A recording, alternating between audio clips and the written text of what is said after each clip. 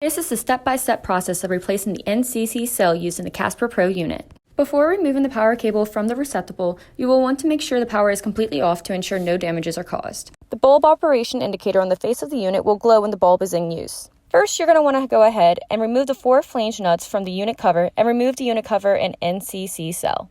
Next, you will remove the 2 screws holding the NCC cell in place. This will be located at the base. Then you will remove the old NCC cell from the unit cover. From here, you will now unbox the new bulb. Be very careful when replacing the old bulb with the new one. The goal here is to not touch either bulb. It is recommended to hold the NCC cell from the bottom white tip based. After exchanging the old NCC cell with the new CC cell, you're going to go ahead and replace the old unit cover with the new one that was in the package. And then you're going to go ahead and re-screw the 2 screws in the unit cover base. Then place the unit cover and NCC cell back into the duct and re-secure the 4 flange nuts. Double check and make sure the airflow moves through the NCC cell. Now you can place the power cable back into the receptacle and repower your unit. As a reminder, the bulb operation indicator on the face of the unit will glow when the bulb is in use. If the indicator does not glow and the unit has power, then the NCC cell and bulb should be replaced.